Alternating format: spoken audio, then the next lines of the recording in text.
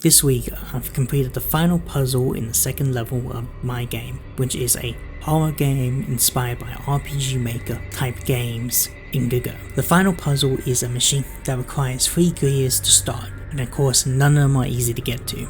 Each gear has its own sub-puzzle, so this small puzzle becomes 3 separate puzzles. Some parts worked, some parts tried their best, but eventually everything connected and the whole puzzle is completed. Let me show you what I've been working on. Hi, this is Ash from 39 Studios, back again with a new devlog. After completing the last puzzle, the player ends up in a corridor where they find a big machine. This is the last puzzle for this section of the game. The player needs to find 3 gears to activate a steam-powered elevator to get further into the mines. Pay no attention to the placeholder visuals, I'll fix them around devlog 40. What? Each of the 3 puzzles use a combination of the 3 types of puzzle design that I've been mainly implementing. I don't really know any proper names for these type of things, or there's an easier way to kind of break down like puzzle design. Like, I don't have like a bachelor in game design or anything like that, but this is how I've kind of broken things down.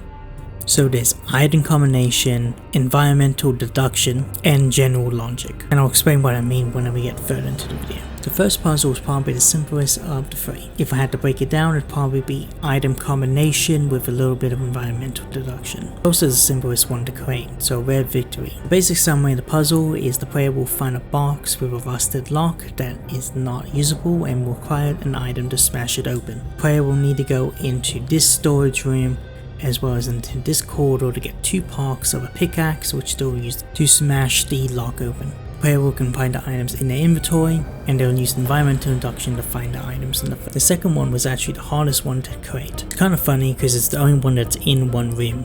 You don't need to go anywhere else to actually complete it. This one is a combination of environmental deduction and logic. To get the second gear, the player must remove it from an old farming equipment. This requires to read an instructions, which is a riddle, which will then unlock the mechanism. To complete the puzzle, you're going to need to know on unlock clock time.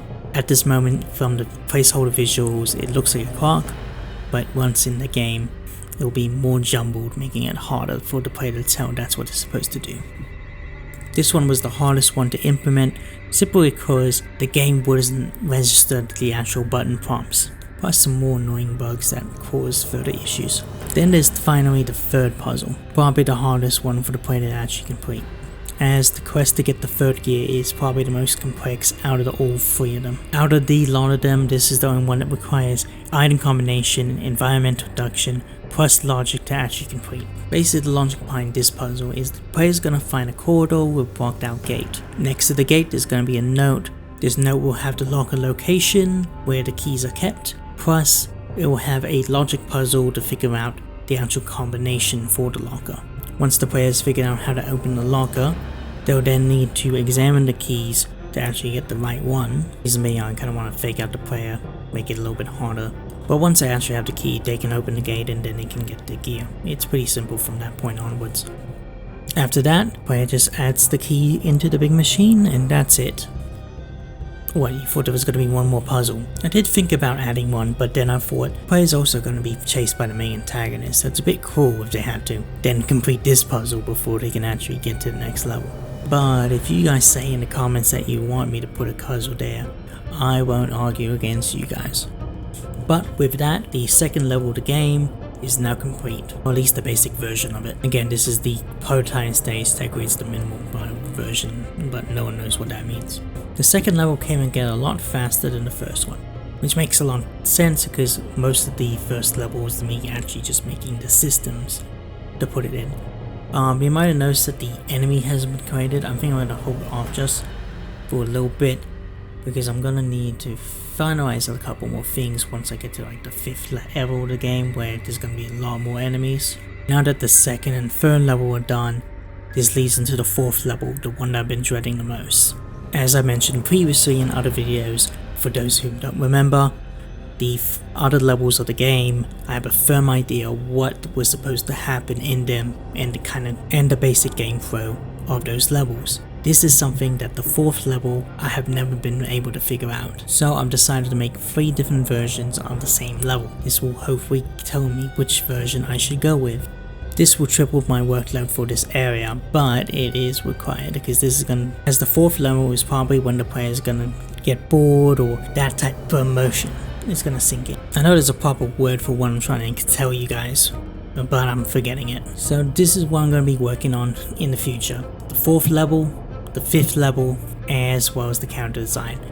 Now I know I haven't showed you guys a lot about the art design and the character design, but that's probably something I'm gonna finalize soon. Get a bigger feel of where the direction of the game's art style wise is going to land.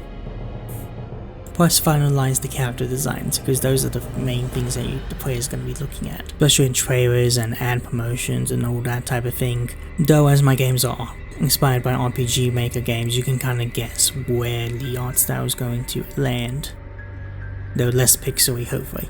And that's the end of the video. Hope you guys enjoyed. Make sure you hit that like button if you like what you're seeing. Comment down below. Comment which one was your favorite puzzle. Comment if I should add a final puzzle.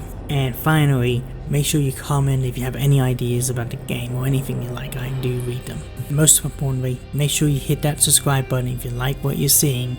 And hit that bell notification to keep up to date. Not only do I do Data Dogs, I also do game reviews as well as live stream, where I haven't done either of them in a while, but I am working on things. But anyway, this is Ash from 39 Studios, signing off. Catch you guys next time. Bye.